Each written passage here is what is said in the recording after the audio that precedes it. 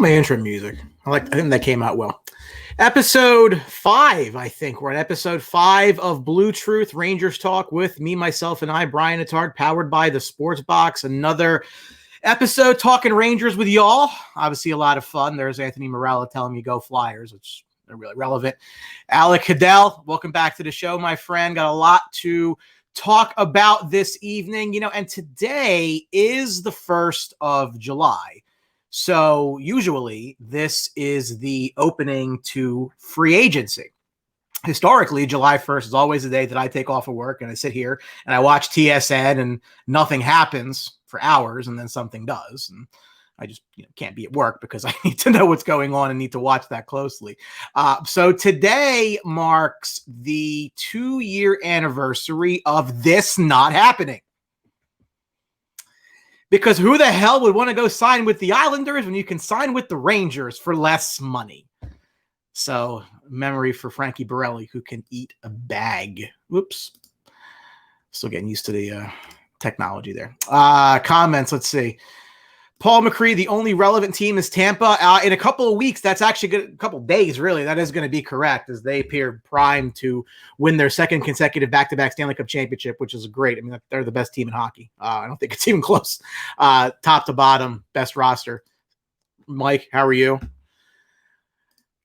Listen, a ton of stuff to go over today. The more I look for content, the more the Rangers give it to me. So it's always a good thing. So lead story tonight. Adam Fox wins the Norris Trophy as the number 1 defenseman in the National Hockey League. And if you've watched him play this year, as I know you all have, he deserves it. The question always was going to be, was he going to get it?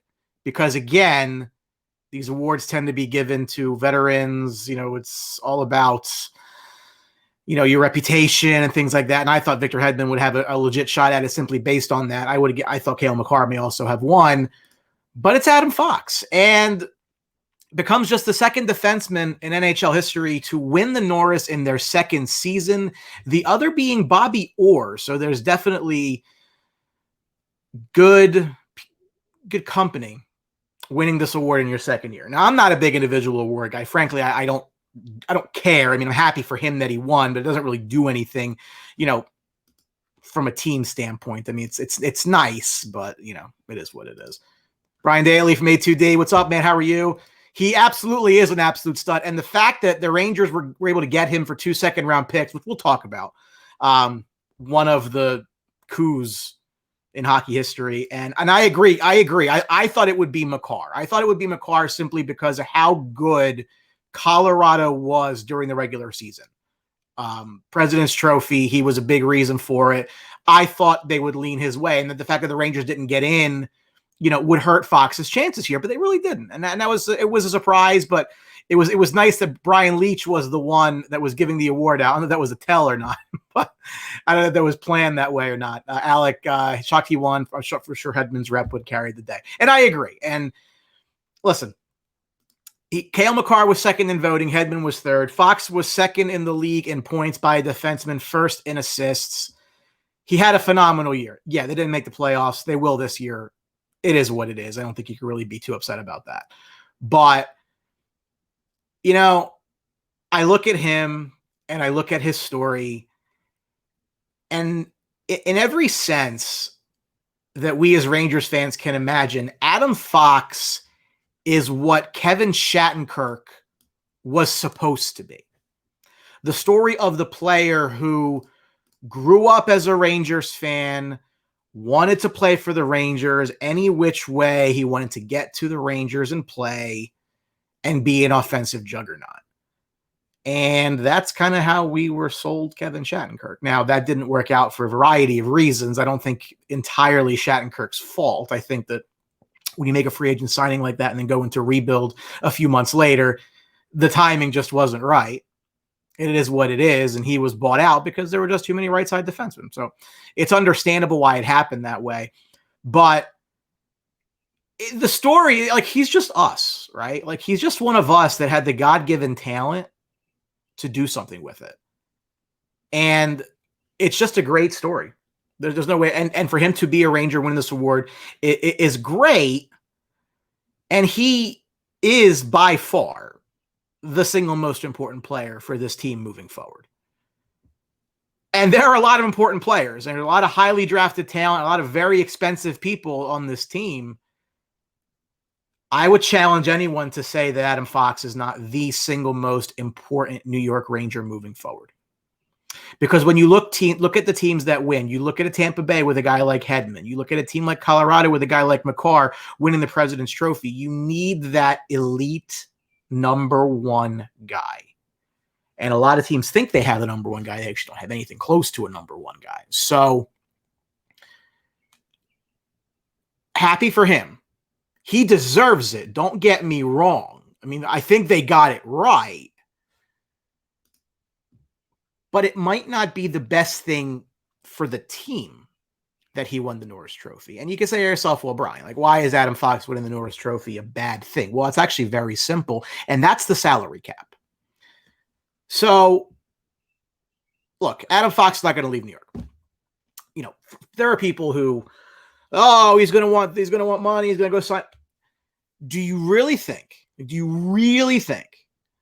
that after Adam Fox, who grew up a huge Ranger fan in a family of huge Ranger fans in Jericho, New York, and forced his way out of two organizations, iron-fisted his way to his preferred team in New York, that he is going to go sign an offer sheet somewhere? Really? Like, do you really think that? I don't think so. Having said that, while I fully believe that he will take a discount to stay, the baseline is now higher. The guy won a Norris Trophy in his second year. So, you know. Steven, who will the Rangers expose to the Kraken? Steven, we're going to talk about this as it gets a little bit closer, but I will tell you the Rangers are phenomenally positioned for that. All the kids are exempt. They actually have open spots in most cases. So, you know, of all the teams, I think they're actually really well positioned. Mike, you think he'll size be an issue in a heavy playoff game? No, and I'm getting to that in just I have that as a topic to go over. Alec, he maneuvered his way here, most likely take a home team discount. I completely agree. But again, the discount, maybe it was on $8 million, now it's off 10. And he's worth every penny of it. So you can't even be like, well, you know, it's Adam Fox. He's your number one guy for the next few years. That's Archie Spagnuolo from our friends at Between the Pipes. Check them out. I want to say they're on Fridays. They do a lot of great hockey coverage. So they're powered by the Buzz. Check those guys out. He would love Adam Fox to go to Toronto. Hey, I'd love Mitch Marner too. I'm not giving you Adam Fox for him though. Nice thought though. I mean, I'll take Nylander for something. It's not going to be Fox. But a lot of the Fox contract, I think, is going to be predicated on what happens with Cale Makar. So Cale Makar signs his deal this offseason. He is an RFA this offseason. Fox has another year before they have to extend him. Now, they probably will try to extend him this year. And if you buy out those RFA years and go long, you can keep the cap hit down somewhat. But I think that Cale Makar deal will be the template, or at the very least a reference point for the Adam Fox contract, because if Cale Makar gets this, well, I won a Norris Trophy, so I should be getting that plus a little bit, even with the hometown discount. So, look, it's not going to be cheap, but you don't get hurt in the NHL paying for elite talent. You get hurt overpaying for mediocrity. You get hurt overpaying for that middle tier of guys that you just are looking to fill a roster with. You know, I mean, a couple years ago, Wayne Simmons got $5 million a year to go to New Jersey. Like, Wayne Simmons is not a $5 million player. So that's where you get hurt, right? If you look at the Rangers right now, it's not the Panarin contract that's going to be a problem. It's the Kreider contract that's going to be a problem. And maybe the Jacob Trouba contract. Like, those are the kind of things that you don't, but Panarin making 11.6, okay. Do I care about that? No, not even a little bit. So Whatever Fox gets paid, Fox is going to get paid. He's going to be a career New York Ranger. He's going absolutely nowhere. He will be a Ranger for a very, very, very, very long time because he wants to be, and they will make that work. Mike Velarde, host on the Sports Box, Trouba 20. I actually believe he's 27 now, or close to it. He's getting up there in age. He's signed for 5 more years. But again, congratulations to Adam Fox. Winning the Norris Trophy is well deserved. However, I'd be lying to you if I said it's gonna hurt the cap like this much. And that's the opening of the show. So again, if you are watching live on Facebook, Twitter, thank you for watching. Interact with the show, like, follow the page, share the show with your Ranger fan friends. Love the interaction. If you're watching on the YouTube replay, hey, thanks for that too. Thanks for the subscription. Find me on social media. I'm all over the place. Make sure you like, follow, and share. Let's get this fan base growing and have a lot more interactive fun during the show. So another topic that I wanted to talk about tonight was a look back at Gerard Gallant's press conference with some quotes both from him and from Chris Drury. And we kind of glossed over this in episode 4 because we were frankly just filled with utter glee at the misery of the New York Islanders who lost 6 nights ago in Tampa Bay in Game 7. And when we got together the Saturday night following the game, I was ear to ear smiling, so happy. I know you all were as well. We had a lot of fun during that show, making fun of this poverty franchise that plays, I guess, at UBS Arena next year, if they can fill that. There's Borelli's with all the sad people. I really like the guy in the green Islanders St. Patrick's Day shirt. And there's Frankie, who got it wrong 2 years ago today because Artemi Panarin is not a New York Islander. Maybe if he was, they'd have scored more than 0 goals in games 5 and 7 in Tampa Bay. However, the press conference. So I will tell you that Chris Drury looked like he was at a funeral. He did not look very happy at all. And I really hope that they can get, as we get through the pandemic, they can finally get like some live people at these things, because these Zoom things I don't know if you guys do it for work. It's getting very annoying to me. So I'm going to assume you feel the same way. But there were a lot of really good quotes that Gerard Gallant had in the press conference that I think were super refreshing to me. In some of, and again, now, what you say and what you do is not always one and the same. And I get that. I'm not sitting here. I'm not trying to sell you Gerard Gallant based on what he said in the press conference. Again, full disclosure, he was my guy. He was the coach I would have picked for this team for a number of reasons that we've outlined on the show. But a couple of the quotes stood out to me, and I wanted to go over them and kind of just talk about why that's important. Everybody has to have a role on your hockey team, and that's what's important to me. It's not going to take 15 guys to win. It's going to take 23 guys on the roster to win games every night. Now, he's notorious for playing all 4 lines. Ryan Reeves flourished as much as Ryan Reeves can flourish under Gallant in Las Vegas on the Golden Knights. So it's not necessarily like a direct shot at David Quinn. I don't think anything Gallant intended to be like a direct shot at Quinn, but from the standpoint of, them being a hard hockey team to play against, I do think some of that is coaching, right? And so much of this idea that the Rangers need grit, and that, to me, a lot of it comes from two things. One being the qualifying round against Carolina in 2020, where they were dispatched in 3 games and they didn't play overly well in those games. And, Larry Brooks, much was said about, their physical play or lack thereof. And then the second was the late season games against the Islanders, where they had a chance to get into the postseason, and the Islanders won those games running away. Trouba was injured in those games. Like, a lot of things didn't really go their way.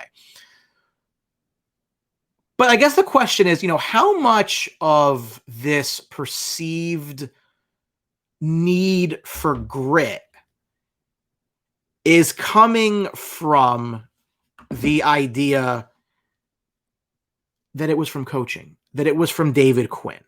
Could it be possible that it's just the way that they were coached? We haven't yet seen the Rangers in a playoff series to judge.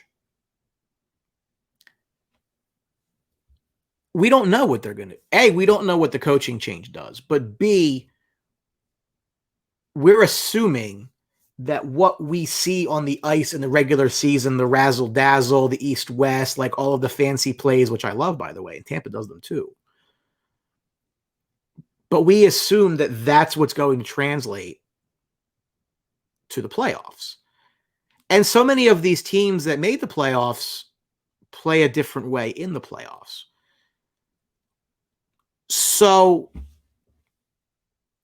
I mean, really, like, for the people that are, and I know you guys are in the comments, so feel free to, share your comments. I obviously will read them.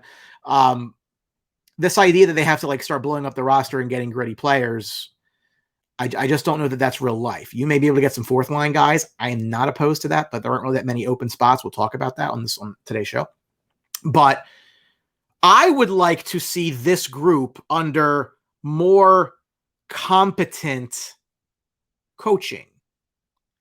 And that's not even a shot at David Quinn. This was his first NHL head coaching job. And he was clearly overmatched, right?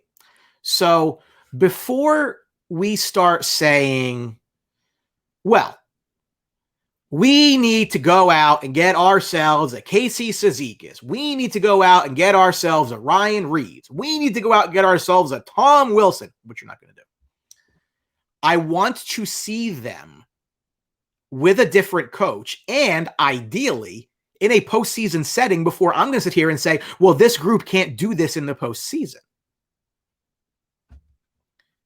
Kreider's been here since 2012. He's battle tested when it comes to the playoffs. You don't think Ryan Lindgren's got grit? Have you seen the guy's face recently? Trouba's got size. Keandre Miller's got size. Nils Lundqvist plays with a bit of an edge. Alexis Lafreniere was drafted, and all they said was how much of an edge he plays with, and that's the part of his game. And why he fits the Rangers so well, because maybe that element is somewhat lacking in some of the rest of the team.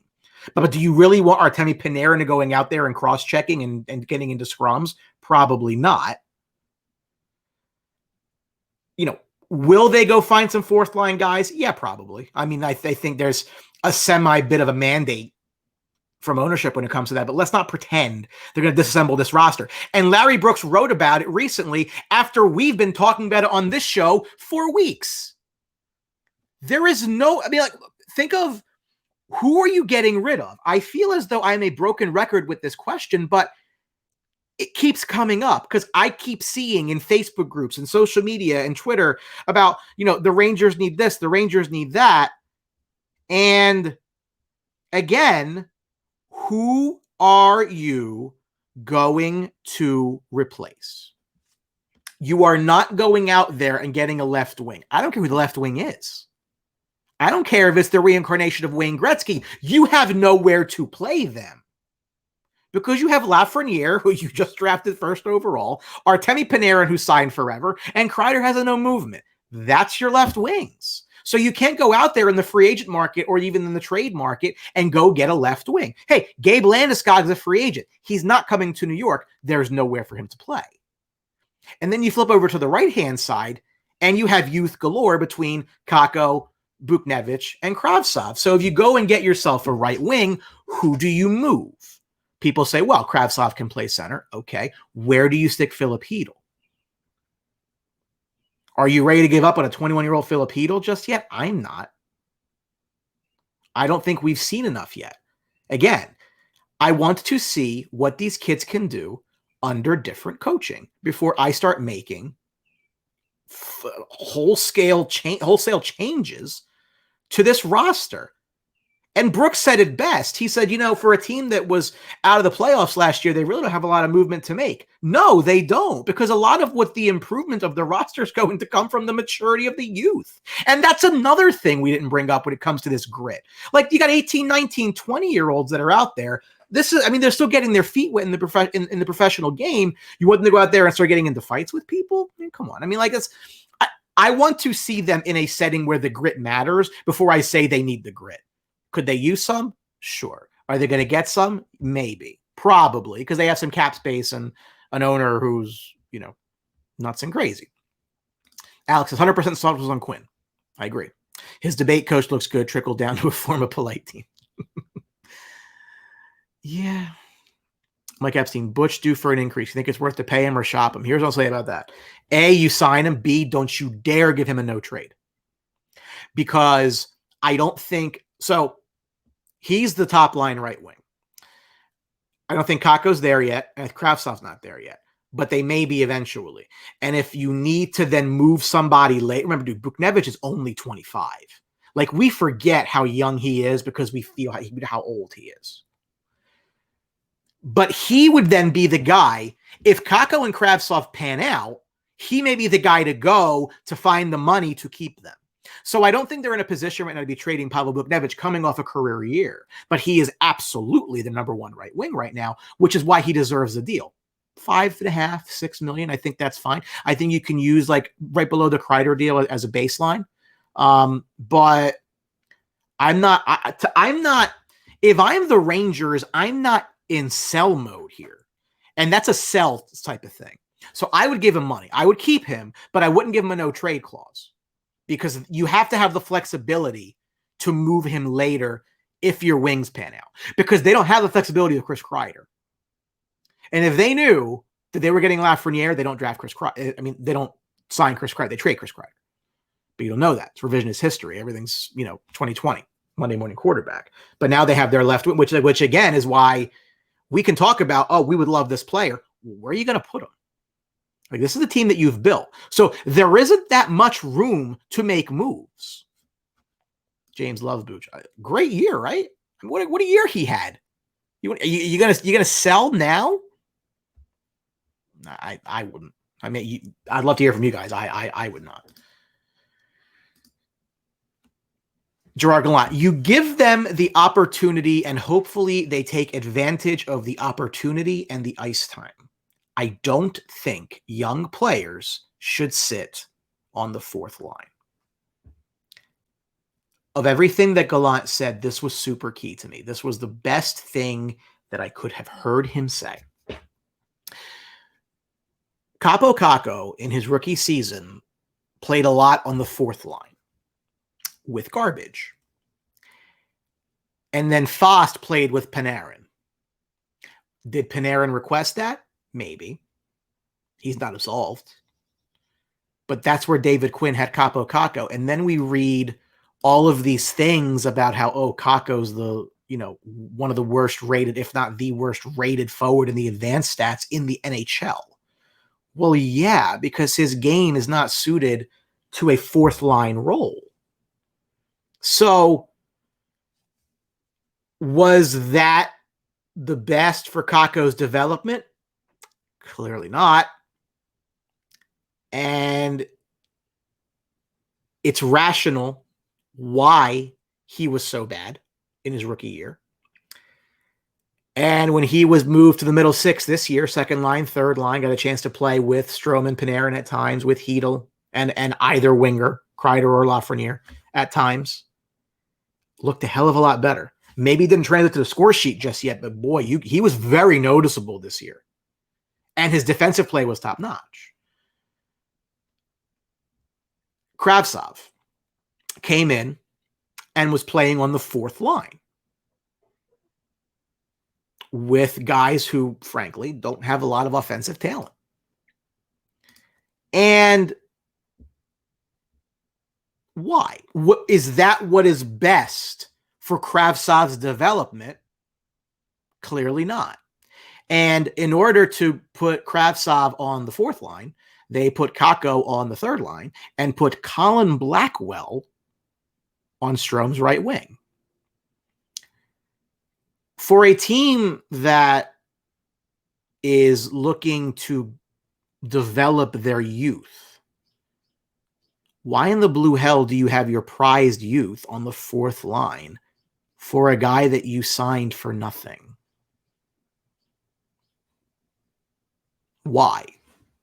What does that accomplish for you? And to Colin Blackwell's credit, he had a very good offensive year, better than any other year he's ever had in the NHL. Panarin can do that. And Colin Blackwell's a nice little player, but he's not the future of this team. The future of this team is the highly drafted talent that they've been able to accumulate. The future of this team is Alexis Lafreniere. And the future of this team is Kaapo Kakko. And the future of this team is Vitaly Kravtsov. So when you tell me that you're going to put Colin Blackwell on the second line and put guys like Kakko on the third line, whatever, but Kravtsov on the fourth, what do you expect him to learn on the fourth line? This was an absolute key quote from what Gerard Gallant had to say. 6 to midnight on this, because you can tell he gets it. But he goes on to say, it's a fine line for the coach because you want to develop the players, but you want to win every night. Hopefully those younger players play a big part in that. I agree. It's a completely rational view. You don't get put on higher lines simply because of who you are and where you were drafted. So please don't get me wrong. That is not what I am saying in regards to any of them. They do have to earn it. You don't put Lafreniere on the first line because he's Alexis Lafreniere, but you don't put him on the fourth line. You don't put him on a situation where David Quinn loses guys on the bench and he's asked in post-game why Alexis Lafreniere is playing 6 minutes or whatever the number, obscenely low number is. Oh, I guess I lost him on the bench. Well, how the hell do you lose the first overall pick on the bench? And then we got to see all these articles about, oh, is Lafreniere a bust? Is Kakko a bust? Well, frankly, I blame the coach for that. Because I think the talent's, no question, is there.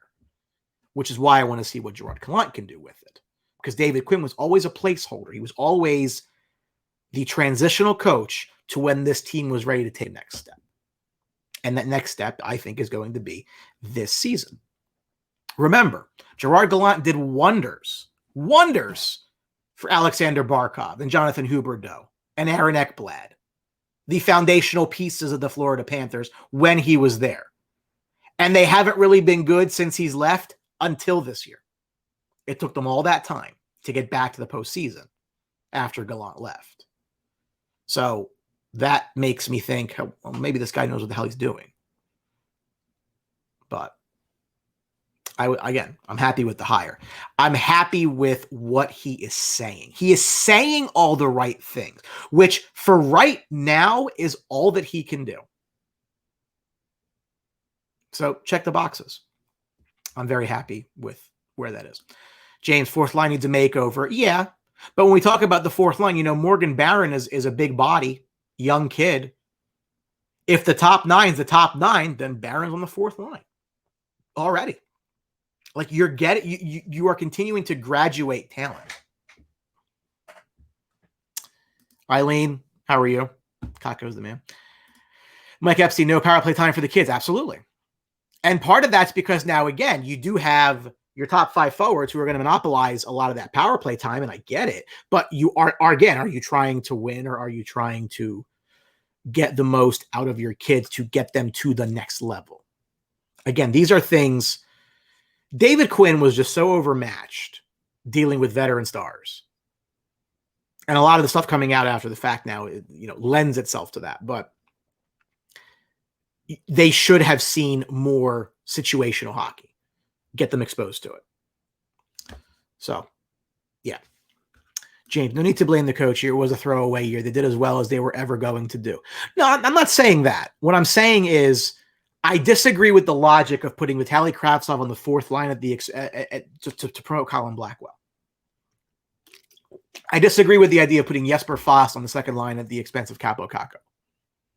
I don't think that's sound hockey strategy.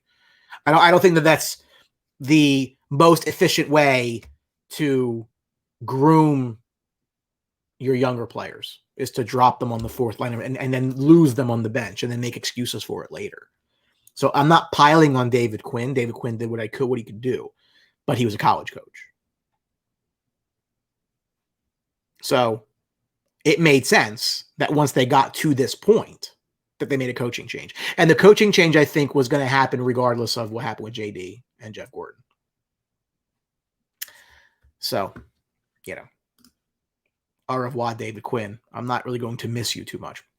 One quote of note came from Chris Drury, where he said, naming a captain is a priority. At the end of the day, has to be the right person. I think we have a lot of leaders in our room. So that makes you think, well, what are the options? Who are the guys who and again, it sounds like they're going to name a captain coming into the fall. Like we are going to see a captain on this team. But then it becomes, well, who are the potential captains? Now, everybody wants to rush and put the C on Adam Fox now because he won the Norris Trophy. They want to put the C on Lafreniere. Pump those brakes. Pump those brakes, because you don't want to put that kind of weight on a young player. It can change the trajectory of their career in a negative way. When they're ready to be, they will be. I don't think that it's prudent to put that kind of pressure on a young kid that's still growing in the game. So the more I thought about it, the more I said, okay, so I'm going to knock the kids off the bat. Anybody who's young, it ain't going to be you. The three guys that stood out to me were Chris Kreider, Jacob Trouba, Mika Zibanejad, listed in alphabetical order, not in any kind of a preference. Those to me are the three that stand out. Now, Kana, I just saw your comment that said Panarin for captain. I don't think he can do it. I just don't get the feel that he would be a good captain. Phenomenal hockey player, and I love him dearly. But I don't think he should be the captain. I don't know about you. I don't get warm and fuzzy thinking about him wearing a C. Sure. Let's see. So here's who do I think it's going to be? I think it's going to be Jacob Trouba, and I think it's going to be Jacob Trouba for a few reasons, right? So first and foremost, it makes zero sense to give it to Mika Zibanejad going into a contract negotiation, because that gives more power to the player. You are an original 6 team, and you probably don't want to change captains too often. So do you really want to give it to a guy that's not signed long term? Probably not. Chris Kreider. Kreider signed for 5 more years. I don't think he finishes his contract here, though. I'm on record saying that. I hope that I'm right. But the way that he is streaky, I wouldn't be upset if you told me tomorrow that Chris Kreider was named the captain. He is obviously the most tenured Ranger. So I see that side of it. But he is also someone who I think will move on eventually. So for better or for worse, and I know that James will have a comment about this because James is not, he already, now that I see it, he already did it. Trouba is the guy who can walk the walk. And what I mean by that is it's not so much that he's played great these last 2 years. No, I am not going to sit here and tell you that Jacob Trouba is an $8 million player the last 2 years. No question about it. I think he can be better as the team gets better. I think a lot's been put on him. But he can play a physical style. He can play that leadership role. And he signed for 5 more years, and they probably can't move him. So at least from the standpoint of continuity at the captaincy, he gives you that. And at the end of last year, I forget who it was. It might have even been Quinn that said he's been a bit of a locker room leader. And they have guys who are locker room leaders. But I don't think he's going anywhere. And if they want to change their identity a little bit and play with a bit more of an edge, he can do that and lead that way. So If I were placing a wager, which is legal in the state of New Jersey now, I would say Jacob Trouba is going to be the next captain of the Rangers. We will see. That's not going to be obviously my call. That's going to be the call of Gerard Gallant and the coaching staff. But I just feel as though that is the direction that they're going to be moving. But we will see. If Zibanejad signs a deal, maybe, because then now he's then contractually there for a long time. But I wouldn't give it to somebody who I think might need to go. Trouba gets to see means he gets traded. That's what happened to the last two captains. Yeah, but it's different though. It's different because Callahan wanted the money and they wouldn't give it to him, and they rightfully didn't give it to him. And McDonough, that they were going into rebuild. And I thank God every day we didn't sign Ryan McDonough, because where would we be? He probably would have been traded now anyway. And that contract is going to be a problem for Tampa eventually. I mean, right now they're going to win a Stanley Cup and another one, so I don't think they really care. But that's being a general manager in sports. You know, when you sign someone to a long-term big money deal, it's going to go one of two ways. Either A, you're going to win and nobody's going to care what anybody's getting paid, or B, you're not going to win. You're going to be fired, and the back end of the deal is somebody else's problem. What do you care? Which is why GMs will sign these deals, because they might not be there to see the end of it, and their job is to stay employed and receive a paycheck. James, Cryer doesn't show up daily. 100%. That's not, if you extrapolate that to being a leader, if you take a look at his on-ice performance and look at it more of he's going to be a leader based upon that, am I going to get like a streaky leader? Am I going to get somebody who cares and gets in somebody's face 4 games in a row and then disappears? I don't know. I don't see it. I love him. I wouldn't give it to him. And I would have traded him, frankly, last season or the year before. Sorry. Alec, Trouba has a presence that makes it a better fit for the C. Yeah, I agree. And it's going to be his 3rd year with the team, 4 more after this. I think it just fits. It's something like and I'm the first person to criticize the guy as far as, you haven't played, like you were coming off a 50-point season when you got here. That's why you got that deal. And I can sit here and say, Fox is already a better defenseman than you. Nils Lundqvist could be in short order, which would make you the 3rd most important right-handed defenseman, which is not a good spot to be making $8 million in. My only concern if giving it to him is that then if they decide to buy him out or trade him later, it makes it more difficult. Again, I don't know how much they read into these things. Maybe I think they read more into these things than they really do. I right now, gun to my head, I think it's Trouba. We'll see. We'll see where they go. Rangers have been said to be doing due diligence on Jack Eichel, a name we've mentioned on this show once, twice, or 100 times, and apparently also Seth Jones, the defenseman out of Columbus. So, the thing about Eichel is this is going to be a rumor that doesn't die until he gets traded somewhere or the Rangers go get a center. That's not him. So either he comes here, he goes somewhere else, or they go get a different center. That will be the only time the rumors will die of Jack Eichel going to New York. Jack Eichel's agent was quoted, I saw it on Twitter today, "We have definitely been communicating with the team, and we are headed towards a resolution." As I've said on this show, probably every episode, because this is a big topic right now. Again, I am a big concerned citizen for the long-term center position on the team. And you want to talk about Eichel's neck, we can have that conversation, but you can't discount the talent and the fact that he is an elite player in this league who was producing on a very bad Buffalo team for years. Interesting take that I'd like to share with you all and get your feedback on. So again, if you're watching the show live, let me know what you think. If you're watching it on YouTube on the replay, share some comments. I definitely want to hear from you.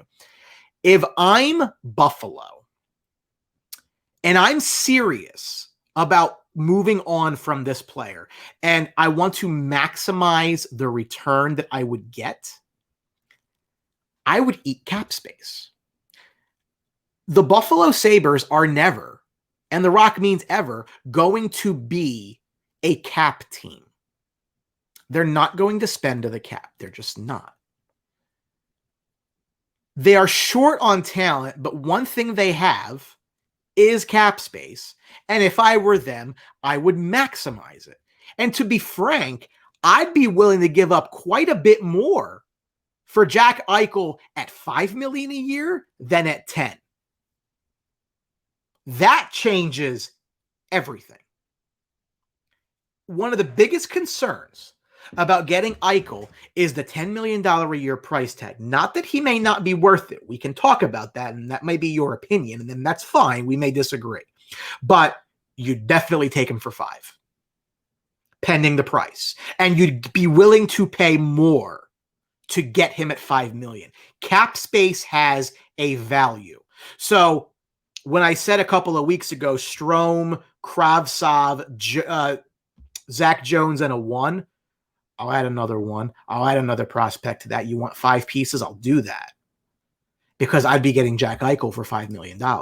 And that makes all the difference in the world. Because then you can sign Zibanejad. In fact, if you want to get really crafty and you're the Rangers, Buffalo trades him somewhere else to you. You get him at $2.5 million. Trade your next 5 first-round picks. I don't even care. Your cupboard's full. If you have a shot to go at it, you go do it. So if the Rangers don't have 4 first-round picks for the next 4 years, and they lose Kravtsov and Strome and another prospect, whatever, that would be very interesting to me. If I'm Buffalo and I'm serious, regardless of where I choose to trade Jack Eichel, I'm eating cap to up my trade comp. I think it makes all the sense in the world to do that.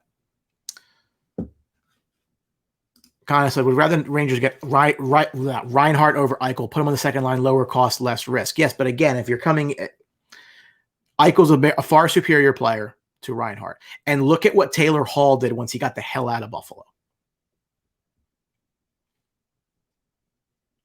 So that, I think, speaks volumes. I think it speaks volumes that he was that good when he left. He was always that good. He always had the talent. So does Jack Eichel. And I think Jack Eichel's unfairly beaten down because he wants to going to force a trade out, this, that, and a third. If you were on Buffalo and you were Jack Eichel, you'd want to get the hell out of town too. Don't kid yourself. And don't kid yourself that doesn't impact performance. It does. What are you playing for? Just be a human. What are you playing for? Alec, we need Seth Jones. Another Joe Micheletti fabulous explanation. I'm getting to Jones, but I agree with you. Mike Epstein, Strome not better, but just as productive as Eichel. Yeah, but pick him up and drop him on the Rangers. Do you not think his production shoots through the roof? He's playing with garbage in Buffalo and being productive. So Strome is brought up by Panarin. Eichel is brought down by horrible surroundings. Same argument you want to make about Kakko on the 4th line being terrible, Kakko on the 2nd line being good. Who you play with matters. You put Jack Eichel with Artemi Panarin and Kaapo Kakko. It's a great first line. It'd be our second. Just saying. Kind of losing our next 4 rounders is extremely say the rest. Yeah, maybe, but strike while the iron's hot. You have all of this youth. You've been doing this now. Like, where are these players going to play? All you would do is trade them later for something. Realistically. Again, for the next foreseeable future, you have your left wings. You think you have your right wings. You have a center, maybe 2, not named Brian Strome. So you're hoping that those first round picks are low anyway. At this point, the cupboard's full. I'm not concerned. I don't think they make the 15th pick this year. I don't. Maybe I'm wrong. It's on the table, though. They will be aggressive with it. James said Hall was a ghost versus the Isles. I think Boston just fell apart. Boston should have beat that team. The team sucks. I don't care what they say about it. I don't care what they say about it if not being for, they got very lucky to get where they were. Now, in all seriousness, I had neck surgery 2 months ago for a situation Eichel has. I wouldn't trade me right now, let alone for Eichel. Well, Alec, I'm not sure how old you are. I'm sure you're not 24, would be my guess. But there is some concern there. And I understand that. But again, that would impact the trade comp. So your trade comp comes down. So Isles are solid at what? Playing prevent defense. They have one good player. Connor, if forced to deal a young defenseman, who do you choose? Lundqvist, Jones, or Tarmo Runanen? I would probably be Tarmo. I haven't seen enough from him. I think Zach Jones could be a nice player. Lundqvist is a stud. Stud. He's almost untouchable. I get Jack Eichel for $5 million a year. Okay. We can talk about it. Cap space matters. It allows you the flexibility to keep your team together. Don't underestimate how much cap space is going to matter in a flat cap league for a team like the Rangers. So if the Rangers can get players on half contracts, they're all in on that. They will pay for that. And you should. I would. Why wouldn't you? To get a player like him for $5 million, and then you're able to use $5 million on something else, keep somebody else. Look at the totality. If you're able to keep Buchnevich because you got Eichel for half price, put Buchnevich as part of the return of the deal, and then look at it. You got to look at it that way because the cap space matters. The other side of this was Seth Jones, the defenseman out of Columbus. I think it was Alec who made this point that this isn't going to happen. Listen, this is not going to happen. The Rangers don't need defense. And frankly, I think the Seth Jones trade and contract is going to be a huge problem for whoever does it. And right now, if I were, handicapping the race, I think it's Chicago or Philadelphia. I think Philadelphia has got a very, very hard erection for Seth Jones. I think they're going to give up a ton to get him in a big contract. And I honestly think that's going to be a mistake. Is he an improvement for what they have? Yeah, no question about it. What they have is trash. But he's just not the guy. His advanced stats look really terrible the last couple of years. Like his WAR is low. Like I don't think he's become what people thought he was going to be. And I think the last couple of years he's regressed. And I think that's why he wants to get a deal done now. If I'm Columbus, I'm somewhat relieved that he wants to be traded because I just don't think, I think as he gets older, he's going to be a problem. So due diligence is fine. What do you want for Seth Jones? Well, if the price is low, we're interested. I mean, that's fine. Even to let him walk after the year or flip him or do something. I mean, that's his call. I wouldn't give that guy any, I wouldn't give him Trouba money for sure. And he's probably going to want it. I wouldn't give it to him. I think whoever gives it to him is going to regret it in the not too distant future. So I don't think Seth Jones is a New York Ranger. I will go on record with that. Anthony Formosa agrees with me. Keep it moving. Yes, right. Because there's no, not the player that I would want to add for sure. Interesting contract out of Edmonton. So Ryan Nugent-Hopkins, the former number 1 pick in the draft, signs an 8-year, $41 million extension in Edmonton. What is the impact of this on the Rangers? Well, I will tell you what the impact of on the Rangers is. I will tell you because this is very much a Ryan Strome comparable.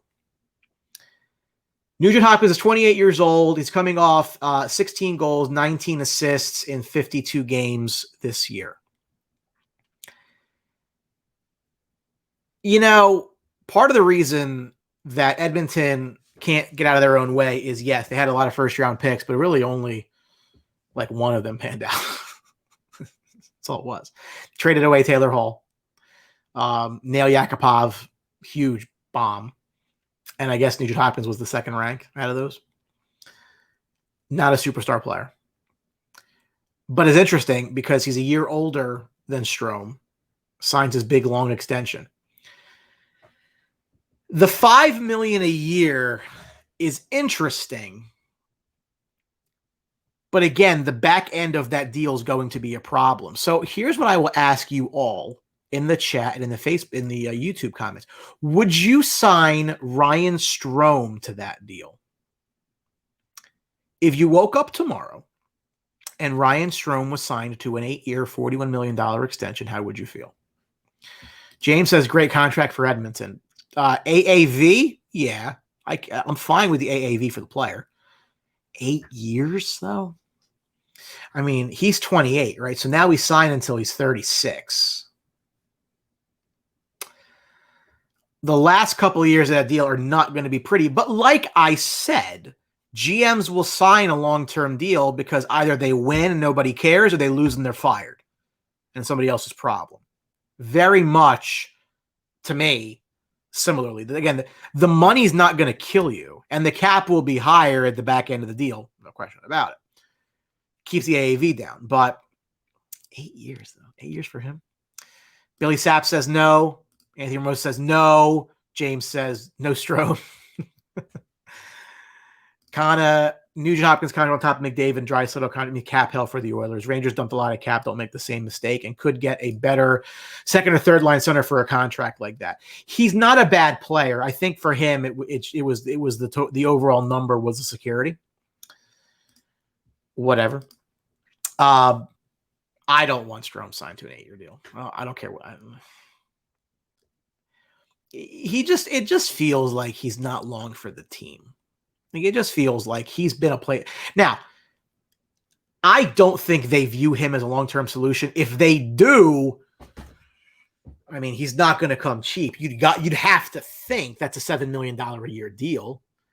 And then the flat cap really comes back to bite you. So again, would you rather pay Strome 7 or Eichel 10? I'd rather pay Eichel 10. But, again, the financial engineering potentially to move contracts around, maybe get him at a lower cap number, I think behooves the Rangers, and I think they would pay up to do that. Anthony, too many years. You got to pay Zibanejad. I'd rather give Zibanejad 8 years. Well, so he's 29. So, but what's Zibanejad's 8-year number? So again, look, we agree 8 years is long, but what's that make your cap number? If it makes Zibanejad's cap number 7, okay. What? 8 by 56? I don't think it gets it done. 8 by 8? 8 and 64? 8 by 9? No. So Zibanejad's deal is one of the biggest things facing this team right now, if they're going to do it or not. And I think they're kind of going to be forced into a position where they have to do it or trade to get an Eichel or a Barkov or a Pettersson or both or all. Don't care. It's no matter how you slice it, the second half of these deals, the last third of these deals is going to be ugly. It just is, right? So that we will see. Kind of Kreider long-term with Trouba, Panarin, and Zibanejad, only so many long contracts before it becomes an issue. No, I agree. But it's the number too. Like if you, it's like if you add those years on the back of it, because you're trying to win now to keep your AAV down. I understand why you would do that, but you really do hamstring yourself later on. Again, the Panarin deal and even the Trouba deal is not as problematic if the cap's going up a little bit. And maybe once these TV deals get in there, maybe it does over time. They have a lot of money to get back because of the 2 years with no fans, but yeah, it's just a lot. It's a long term. Strome 1 year plug is fine. Not winning cup next year. Billy Sapp, 8 by 8's too much. Billy Sapp, a new name to the show. Appreciate the viewership, brother. Like, share the page. Appreciate that. We're on Twitter, Facebook, and YouTube. Last but not least, real quick, Stanley Cup Finals update. What we do know is the Lightning are up 2-0 on the Canadiens, and it's not the Islanders, so thumbs up. We like that. Tampa's just too good. They're going to win. They have not lost 2 consecutive playoff games since the sweep to Columbus. And they would now need Montreal would need to win 4 out of 5. That's not going to happen. So before the salary cap just destroys the Tampa Bay Lightning, which it's going to, And all those, the Vasilevsky deal and the Stamkos deal and the McDonough deal and the Kucherov deal, they're all going to come home at the same time. And it's going to be tough for them to keep even a Braden Point. Keep some money for him, right? Guy like Cirelli's available. Rangers to make that call. Tampa's by far the superior team. I think we all agree on that. The series indicates that their power play is just lethal. And the idea that the Rangers could have a power play similar to that makes me tingly because the talent's there to do it. So let them do their thing. You have an elite defenseman. You've got elite scorers from the past too. It can be that. Maybe not 40%. It can be that though. And that's, I guess, the good thing. Couple guys to keep in mind on Tampa Bay are Barclay Goodrow and Blake Coleman. Now, they're names that keep getting thrown around as potential Ranger free agent targets. They're playing big roles for Tampa right now. What a goal by Blake Coleman at the end of the second period of game 2 to get Tampa the lead. Diving play, unbelievable highlight reel goal. Now, that's a guy, pending the price, you want to put him on your fourth line right wing? I'm totally good with that. Totally good with that. He can even play third line if you want to, if something doesn't work out or somebody gets hurt. Like, he's that kind of player. I like that player. And he's going to be the kind of player that Tampa will not be able to keep. Tampa's going to be looking for younger, cheap talent. We'll see if they even make it. Listen, I'll tell you right now, you want to trade Heel for Cirelli? I'll do that. I like Anthony Cirelli a lot. And Heel's cheap, which is what Tampa needs. Don't be surprised if the Rangers in Tampa Bay make some deals here to get some money off of Tampa for a player to come to the Rangers who is good. And I'm not saying to Tyler Johnson here. What I'm saying is, again, a Cirelli, I think would be unbelievable. Oh, God. Could you imagine Braden Point? I mean, that deal would be tremendous. And I mean, now that's giving up Lafreniere. They're not going to do that. But that's the sort of thing. They're up against it. So you're going to see the cap forced destruction of Tampa Bay Lightning here sooner than later. But again, a couple of guys that I think the Rangers are going to be at least linked to in free agency. One is for sure Blake Coleman. The other is Barclay Goodrow. Maybe Casey Cizikas from the Islanders, but that doesn't seem like he wants to play for the Rangers, which is fine. Go eat shit with your stupid poverty hockey team. It'll be curious to see what they do in free agency, but they have some money. They need to not just go blow it right now because you need that money for future years. You can't lock up long term. The Rangers might be a great team for that 1 year deal for a guy like a Taylor Hall. I'm not saying Taylor Hall, a guy like a Taylor Hall, where he'll take that 1 year big money deal, which then opens up money in the future again. So we'll see. But how much fun was last Friday night? Thank you for those who joined me for episode 4, where we basically danced on the Islanders' grave. That was a lot of fun. Today was a little bit more substance on our actual hockey team, because we have things to talk about. But again, congratulations to Adam Fox, Norris Trophy winner. It's awesome for him. Might be a bit of a problem for the Rangers financially. We'll see where that goes. Gerard Gallant's press conference, we went through some of those quotes there. Again, it's a lot of good stuff to get excited about. He's saying all the right things. And that's all you can ask right now. We'll see where that leads. Put your money where your mouth is. Follow through. But again, it's the offseason right now. So all you can do is say wonderful things. You check those boxes off. Big fan of that. We talked about the captaincy. Again, I think it's going to be Trouba. Other people, it could be Kreider, it could be Zibanejad, pending a contract. We'll see. Panarin, I don't think it's Panarin personally. We'll see where that goes. I do think it's Kreider. I mean, I do think it's Trouba and not Kreider. Or again, Rangers doing due diligence on Seth Jones, Jack Eichel. Seth Jones has no chance to come to New York. Jack Eichel just might, pending price. And if they can get him for half his contract, sign me up. Nugent-Hopkins deal, the impact on the Rangers would be Ryan Strome. I think everybody who was watching agreed that they would not give that money to Ryan Strome. And Tampa's going to win the Stanley Cup. I think probably by the next time we do another show, Tampa Bay is going to be your 2021 Stanley Cup champions back-to-back. And nobody's going to care how much what their cap looks like. At least not in Tampa Bay.